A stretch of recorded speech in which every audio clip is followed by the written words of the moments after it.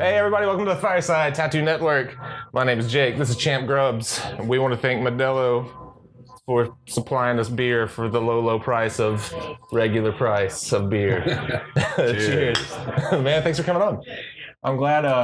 Thanks for having me. Yeah, I'm glad we made it work. Yesterday you were trying to crank through and finish up a piece for somebody that was moving? Were they moving out of town or were they? No, he actually he flies in from Minneapolis to get tattooed. Really? Back-to-back days, right? Yeah, back-to-back days. This was his third trip out. So he finished his sleeve in 3 trips.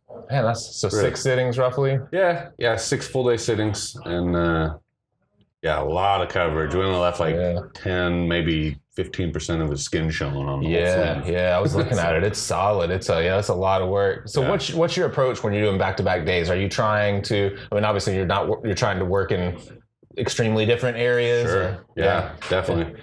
Usually I try to get the the most sensitive stuff done the first day, so you kind of leave yourself like a nice chunk of skin that's not so sensitive. Like the second day up here is really nice. If you can get all this stuff down below. Actually, this session we did it backwards because I had so much more work to do on the top of the sleeve yesterday. So I'd worked up there almost all day yesterday. And then when he came back today, it was pretty swollen down below. But he's a really tough guy and just toughed it out. He's got great skin and he wasn't tripping at all. He was doing really well. Yeah, I asked him quite a few times if he was feeling all right, and he's like, yeah, man, I'm doing great. And sometimes you feel a little bad tattooing somebody the next day. The second day is rough. I had one of those, a back-to-back day, just right before we came up here a few days ago, and just moving like from the back over a shoulder and onto a chest, and I ended up having to get super close. And it's funny, man. It gets in your head sometimes. You're just, even if they don't react to it, you let it get in your own head. And you start like easing back and trying to like tiptoe around areas and stuff like that. So, do you think obviously large scale tattooing is way more like prominent now than it's ever been before. You think that clients just come in? Well, let me ask it this way. You do a lot of large scale stuff. You do some kind of 1 or 2 sitting stuff or not too much? Not really anymore. When I do, it's kind of like something that's awesome that I really want to do. Usually the 1 sitting stuff that I get around here is kind of like your typical walk-in stuff. We've got plenty of guys at the shop that do that. And we try to leave those types of tattoos for our younger guys because everybody needs to eat. So.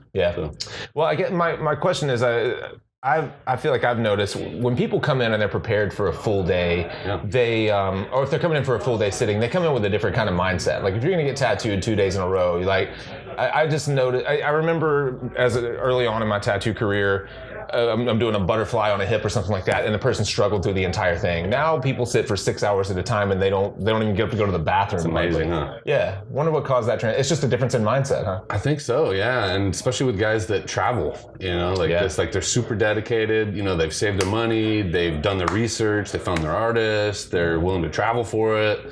They're going the extra mile. So for them, sitting tough is just like, it's got to happen, pussing out on a session is just not going to work. Because for them, it's like not only another session, it's a whole other plane ticket and hotels and meals and missing work and being away from your girl and all that stuff. So, are you working on a flat day rate on this large scale stuff? Or are you working? No, I've been thinking about doing that though lately. I've actually been thinking about doing like a prepaid setup. How so? Just having people like prepay their sessions, basically, keeping their deposits out ahead of them. I mean, everybody on my wait list has a deposit, but a lot of times their deposits don't cover their sessions if they no-show me or reschedule, too soon, or too close to their appointment. So, I still get kind of. It's a little confusing, on how to set that up because, I see other guys working it certain ways and I see the benefit of it, but at the same time, you don't really want to you don't want to alienate your clients, right? You want to have them be stoked. You don't want to have them feel like they're having to put out tons of money before they even get any work done. But at the same time, you want to cover your own bases. If somebody doesn't show up, you have a full day of work gone, but you've got tons of people online. Yeah. You know, and it's like, dude, you totally screwed me over. You know, it's like you might be missing out. You know, $1,000 or more on a full day's work easy. You know? So if somebody's only left you $600 for a deposit and they no show you for a full day, it's like you're still out $600, $400, $500, $600, $700, $800. You know, like this guy tattooed him for 7 or 8 hours straight yesterday. So if he would have no showed me, that would be a lot of money missing out of my monthly pay. You know. Yeah. So. Have you tested that idea with anyone yet? Prepaying or not? Just something still kind of bouncing around in your head. Well, I've had a couple problem clients that I've made prepay. Yeah. But generally they're totally cool with it because they know they kind of like that they dropped messed the ball up already. Yeah. Right. But I think it would probably work pretty well, you know, because it's like you already got the money saved up, and it's like you just prepay it, and if you don't show up, you lose all of it. Yeah, you know, rather than you taking your deposit. And I would think that some people would actually even appreciate it because if you're prepaying, by the time you get to the tattoo session, it's almost like a free tattoo at that point, right? It's like when you get like what we were just doing, we were booking our trips for this year, and I was like, hey, let's try to go on and buy all of our flights and our hotels for the year so that we can write it off on the 2018 tax year, and then we just basically have free trips outside of food and drink. You know, that's one way to look at it. I guess. Yeah. Sounds awesome. Yeah. So I bet I would think that would probably work. Talk for a second about your since you're doing mostly large scale, you're doing a lot of really mostly illustrative color work. Yeah. A lot of people ask me to do color work. I really like black and gray, which I've been doing quite a bit of lately. Yeah. Just finished a few black and gray sleeves. Yeah. Got a few more in progress. So I do like pretty good mix of each, you know. Yeah. Sometimes I take on Japanese subject matter, you know, and style. Mm-hmm. What was your background? Your drawing background before tattooing? Or did you have one? It was pretty similar to my tattoo career, man. I was kind of like all over the place, you know. I still feel like I'm trying to, not necessarily like trying to find my niche, but just still exploring, you know. Like my art studio, I've got oil paints, I've got acrylic paints, inks, you know, charcoals, pastels, all of it, and I use all of it. Yeah. But I don't necessarily specialize in anything yet, you know. I'm still kind of like deciding what I like the best, you know. It's just fun exploring, you know. And same with tattooing, you know, all these new materials that we have to work with, you know. You got all these different types of machines now. You know, you got all these cartridge machines and all these pens and rotaries and you know, got all these classic coils that are still awesome, you know, all these great machine builders and stuff. So it's been fun, you know, like play around. So you don't feel I like that. I love to hear that people are because you've been tattooing how long? It's coming up on 18 years now. Yeah, I think I started when I was 21 and I'm almost 40. So and still exploring. And I think that's the important thing. We were talking, was it in Charlie's episode last night? I guess we were talking about because he's identified such a specific style. And I think a lot of the newer generation of tattooers feel like they have to cling on to something quickly. You know, they have to identify with something before they've really learned anything at all. So I think that's a great lesson for somebody who's been tattooing 18 years and you're still like, I don't know what I'm doing yet. I'm kind of like winging it.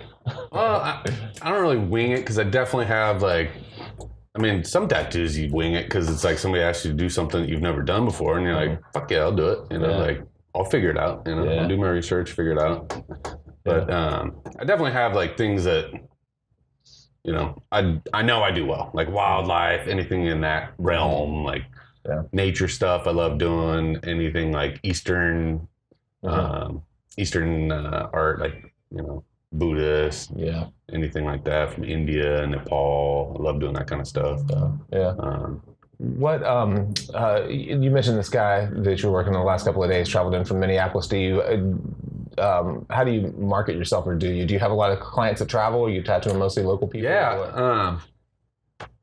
It's kind of strange. Like, you know, a lot of people fly in to get tattooed at Guru. You know, just because of the shop name, basically, or are they just? I didn't really have any traveling clients like before I started tattooing at Guru. I mean, I was up at Frontline up in Oceanside, and I mean, most of our clients were traveling because they were with the Marines, right?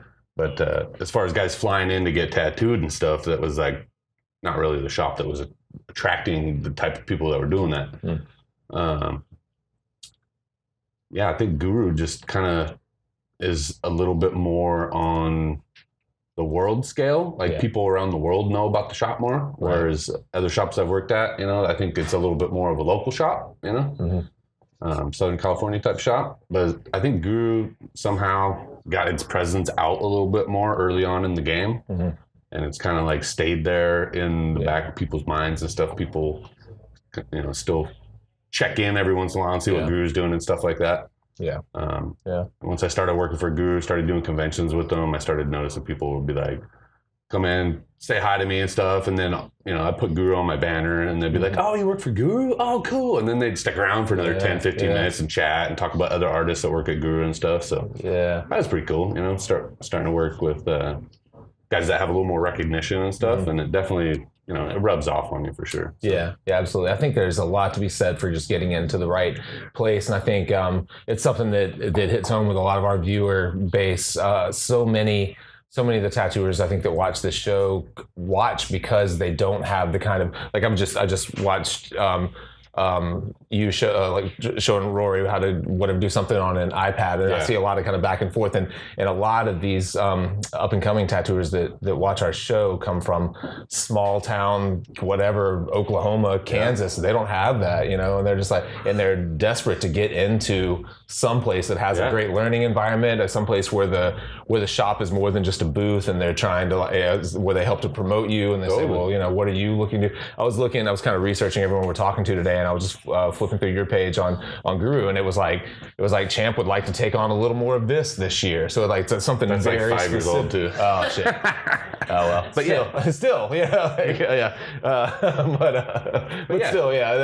point being is like the shop recognizing that it's part of their job to help promote the tattooers and help them to get where they're trying to go. Totally. I mean, we generally write our own bios for the website, unless they've asked you to write a bio like 5 or 6 times and you don't write one. They'll write you one and they'll put something up there for you. But and it's something you like that it's just geared to make you want to write your own bio because it's terrible. I don't know. Okay. No, I think our guys do a pretty good job. We have talented people working, so. They would probably do a better job than the tattooers, tell you the truth. Tattooers are a little fucking themselves. Absolutely. Talk a little bit about one of the common questions we get are when people are moving to large scale is how they lay out their designs, how they plan their designs. Go through, if you don't mind, your process just a little bit from roughing something out to laying a stencil all the way through. So what I used to do, I still kind of do it. It's kind of half and half now. It depends on if I'm going to lay it out on the iPad or if I'm going to lay it out in paper. With the iPad, I'll take photos of the arm. Obviously, everybody knows this, right? Take a nice side profile shot. I'll keep my camera like in the middle of the arm, both ways. So I'm not getting like a skewed view.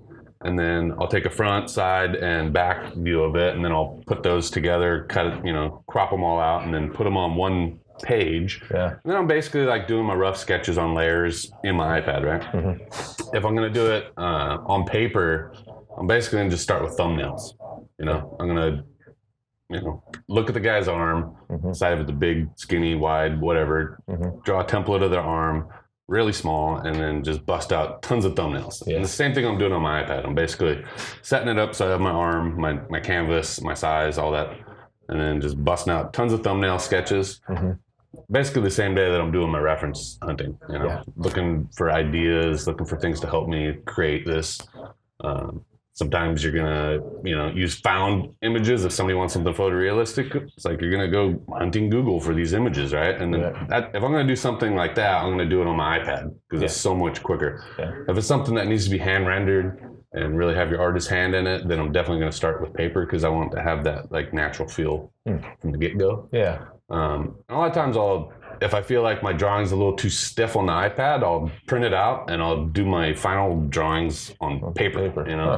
Or vice versa. If I feel like my rough sketch by hand is a little too rough and it's a really technical tattoo and I want a really tight line drawing, when you print stuff out and then you photocopy it to get it to work with the thermofax, it's like sometimes between all those steps you lose a little clarity. So sometimes I'll just do my final line drawing on my iPad just so I have like this laser precise, printed design that I can make a stencil of. Yeah. I love that you mentioned thumbnails. We just put out an episode on the importance of thumbnailing. We especially as you move into larger scale work. When I first started tattooing mid 90s, it was all about how much little crap can you cram into a smaller space. Like what can I get in the reflection of that robot's eye, that kind of stuff. And obviously I see those tattoos now. And I'm like, well, that was a mistake. That looks terrible. Yeah, it's so hard to get away from that, isn't it? Yeah, it is. We wanted to dial in, and the value of those thumbnails is just you can't do any of that. It forces you just to make sure that shapes make sense and that there's a decent balance of those shapes and that they flow well. And man, I'm glad you brought that up. I think that's such an important thing that gets overlooked, especially as people start to make that transition from like smaller work into larger scale work. They're trying to. It's huge. Yeah. Because a banger tattoo, you can just draw it. Right. Full size, straight up, just draw it. Right. Mm-hmm. But with a full size tattoo, larger scale tattoo, you got to like think about how it's going to flow over the body. Like just a little banger tattoo is basically like a sticker, it's like you might be able to get a little bit of flow on it depending on where it's at. And if there's another tattoo on it that's got a little motion in it, you might be able to like get a little action in it. But large tattoos, you really got to stand way back. And the way to do that is to draw really small. Yeah. If you draw it really small and everything's looking good and you kind of see what it is and it's really small and it's really rough, then it's like, all right, and then you start blowing it up. If you don't fuck it up and draw a bunch of little details, too much shit in it. Yeah. And that is one of the great things that the digital drawing that iPads and stuff have given us is that you can you can zoom out so easily and just look like, is that making sense at all? Squint a little bit and zoom back in. Yeah. It's so easy to go down the rabbit hole of like working a bunch of detail into something super early. Yeah. You zoom out on it and you're like, oh, there goes 30 minutes of my time. Because it was in a space this big. And you're like, it's not going to work. Yeah, absolutely. Yeah, that's what I was saying to Rory earlier. I was like, man, I'm constantly zooming back out of my iPad. Because like you said, you'll zoom into an area, put in your detail, and then it's like, okay, zoom back out. And not only just zoom back out, I'll like shrink it down so I'm looking at it as a thumbnail again. That's one of the things I really like working on the iPad is you can basically go back to thumbnail really quick, whereas if you're drawing, you gotta like literally like go across the room to look at it. Yeah. And then you might not be able to see the actual line work and stuff. Yeah. We were talking a little bit yesterday to... What was the early show yesterday? Kevin Dickinson at the other top. And we're talking about after keeping that same kind of mindset. When someone comes back in, you've laid the piece out, maybe you've done all the black work or something like that, and they walk into the shop, I find myself constantly like squinting at them when they go to the refrigerator to put their lunch in the refrigerator before they come back to the room, like seeing what their shirt sleeve looks like. Like, did I crop that well? Or is that like, should I position that differently? Of course, you can't fix it now, but it's like just more for the bank for next time. And I think it's like, there's nothing better than just looking at tattoos and just as an extension of what you're talking about. For sure. Looking at these in progress tattoos, being like, man, I probably could have made a better decision there on the forearm. That gets a little bit heavy. I could have done whatever. Definitely. Yeah. What I like to do is call my clients, when I'm working on ongoing pieces after, 2 weeks and the client's coming in another week. I usually give them 3 weeks to heal up the large work. If they heal slow, I'll give them 4 weeks. But I'll call them, somewhere halfway in between that time and say, send me some photos because I want to see how it's healing, first of all. But you also want to see, like, what you did. Yeah. Yeah. Because, when you're doing a lot of work, you can't remember everything you did. You don't remember where you stopped. You don't remember where you left a piece. Yeah. But it's nice to go back and just revisit that and then just let it marinate for a little bit, so you can... be more productive when you see that client again. And have a kind of a plan of action coming in. I can't tell you how many times a lot of times I don't do the best job, and I wanted to get into this with you too. I don't do the best job of of scheduling enough sittings on the front end. So sometimes we'll get through 3 sittings and it's going to take 5, and I realize it's going to be 3 months before I can get them back in. And then by the time that 3 months is up, I'm like, where do we even leave this tattoo? I can't remember at all. Like, what am I going to do? And then you end up wasting, who knows how much time when they show up, just like staring at it. I mean, you're tattooing, but you're like just trying to figure it out. You're just buying time, So that's a great idea to get someone to just to get a quick refresher before, so you have a good plan. Just call them or text them and say, hey, send me some photos of your arm. Especially if there's like, when you line the sleeve out, like there's usually a couple of places, like the underarm is a classic place where you would like leave that open, right? Like you line out the whole arm, except for like the auxiliary pieces that go in the background behind, like behind the shoulder, underarm, background stuff. Leave that later, so you don't have to like, burn both your, both ends of your candle. So you can focus on that, do a really nice job on the line work there. Not have to worry about 2 more hours of this background stuff. When you're booking people, are you trying to describe your booking process a little bit? So working on large scale stuff is something a lot of people, I think, including myself, struggle with. Are you trying to book every sitting with that person on the front end, try to book the entire tattoo? I don't worry about that because if you're working on a client that's going to take 6 months or a year to do a tattoo, I'm not going to book somebody that many appointments. I only like to have about 3 months of appointments out at one time, because if I want to make a travel plans or if something pops up, if there's a seminar I want to go to or a convention I want to go to, if I'm booked 12 months out, then I'm fucked. So I like to keep mine about 2 to 3 months out. If I've got plans coming up and I'm not sure, like when Christmas was coming up, I wasn't booking Christmas until like middle or the end of October. Okay. So I was only maybe a month and a half deep. I mean, clients that I had that I was already working on, they had appointments past that, but new clients, I wasn't bringing in new clients yet. So what I do is basically keep 3 months ahead of me, like a little wave of work ahead of me. And then I've got everybody else on the wait list. All the new projects on the wait list.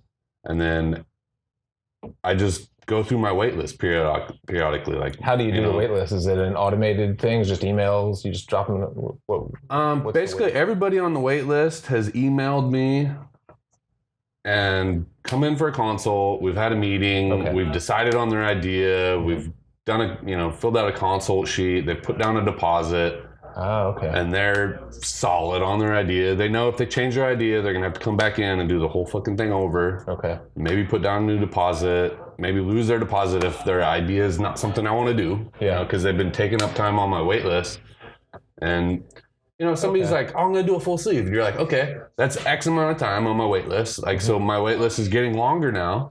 So, if people are artificially extending your wait list out, and then you get this really rad project comes in, and he's like, I just can't wait 9 months. And you're like, fuck, all right, sorry, man. I wish I could get you in. And then half your people cancel. You could have got that guy in. Could have got him in, So that's why I'm like, if you're going to fuck me over and, no show me or change your idea at the last minute and try to make me do some janky ass tattoo, then, I'm like, I'll pull your deposit.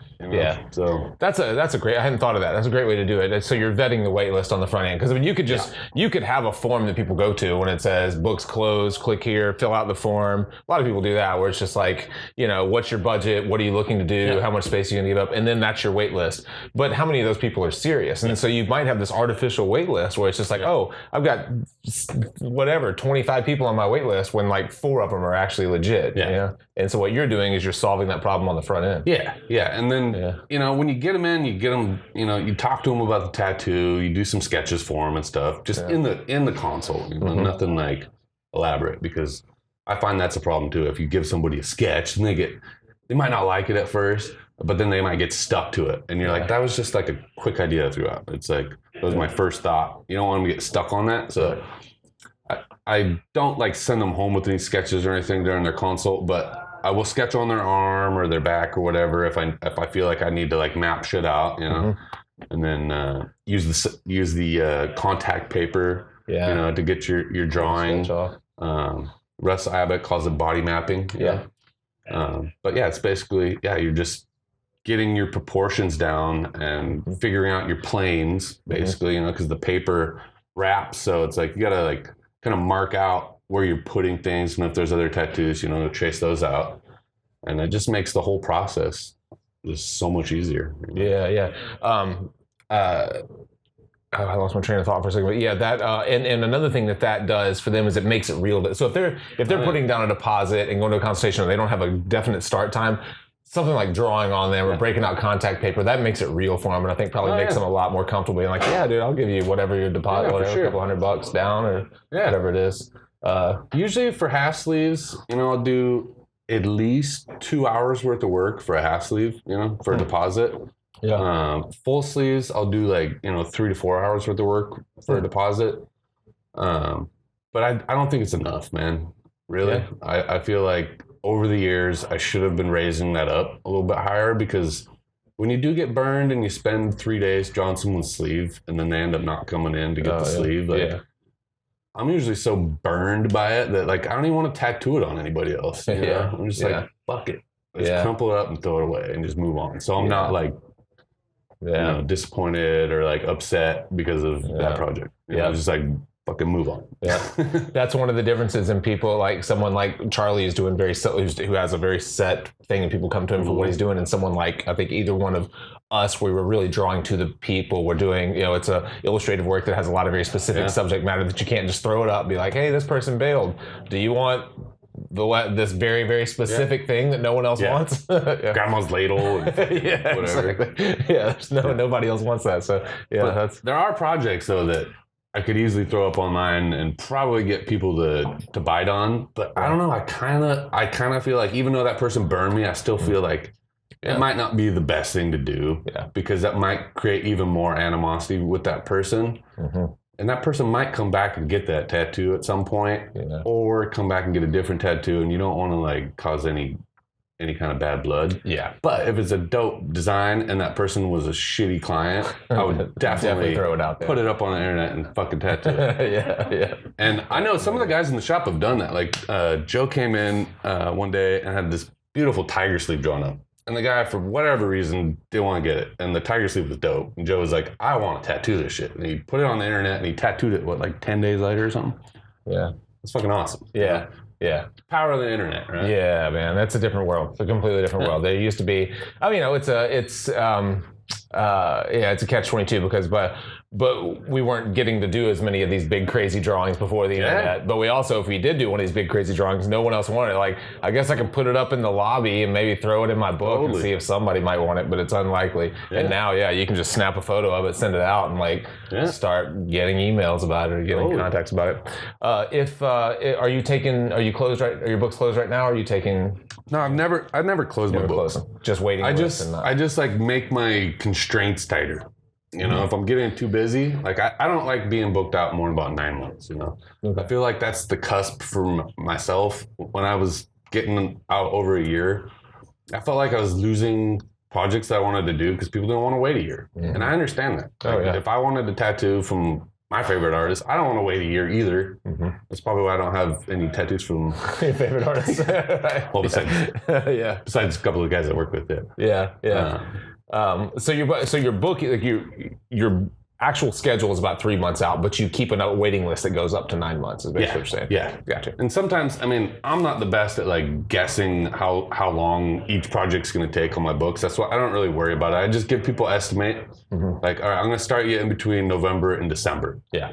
Give myself a little wiggle room, and it says right on my consult sheet. These are just estimates. Mm-hmm. I might not start you till just January. Yeah. But at least it gives them a timeline. So. Yeah, it gives them a timeline, and it gives me a reminder that I need to call them if I'm going to start them in November, I need to call them in October or a couple months before that. Right. And just book them.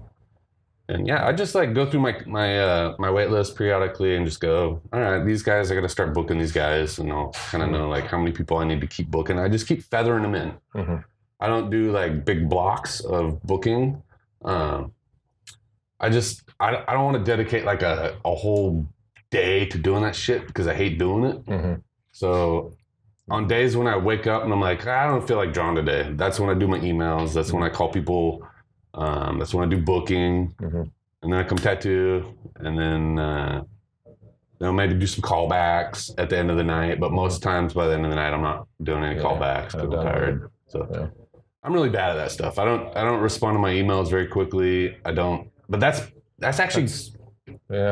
That's tattooers, man. That's just the way I've learned doing this show for 5.5 years now, just trying to get people to book. You happen to catch the tattooer on an email at a great time, yeah, it sounds awesome, I'd love to do it. And then you follow up 3 times to nothing. You get the auto response. Due to the overwhelming amount of emails that I get, I'm not able to respond to everyone in a timely manner. It's God, man. I don't do that either. I feel like if this client or if this person is like interested in my work, I'm gonna like do them the respect of at least responding to them personally. Yeah. I might do that with the form letter, but I'm gonna read their email, and then with my form letter, I'm probably in the first line gonna say something specific about their idea, right? But then my form letter is gonna let them kind of know my process and what I need them to do. Yeah. And save me, 15 minutes worth of typing. Yeah. So having form letters is great. Yeah, great. And then just taking a couple of minutes to personalize them a little bit. That's a good little nugget too. So, well, cool. I know we're getting close to the end. I'm out of beer, so we have to be pretty close to the end. So, so if people want to get in touch with you, what's the best way to go about it? Probably just email me, champ@champgrubbstattoo.com. Yeah. And he's in Guru, Pacific Beach location. So this was the original location, right? The other one's the newer one. Yeah. Yeah. This is the original location right here in Pacific Beach. Yeah. Beautiful OG shop. The OG shop. Awesome place. Awesome part of the world. If you find yourself here, swing in and say hello. Got a gnat talking to me. So, man, thanks so much. Oh, yeah. Thank you, Taking sir. the time. And it's been fun. Yeah, absolutely, man. Me too. I've enjoyed it. Thanks as always for supporting what we do. Go to firesidetattoo.com, click on something, hopefully something that has like a checkout page on it. That'd be awesome. And go to Champ Grubbs Tattoo and check out his work. If you want to get tattooed, get on the waiting list. And you can check out my Instagram, championtattoo.com. Your full name is Champion, huh? Champion, yeah. My parents named me Champion. Yeah, shit. No pressure there. My friends call me Champ, though, so you can call me Champ. Yeah, no pressure. Like, well, your name is Champion. So that's why I became a tattooer, man. Better win something. Awesome. Thanks, guys. Have a good night. Thank you.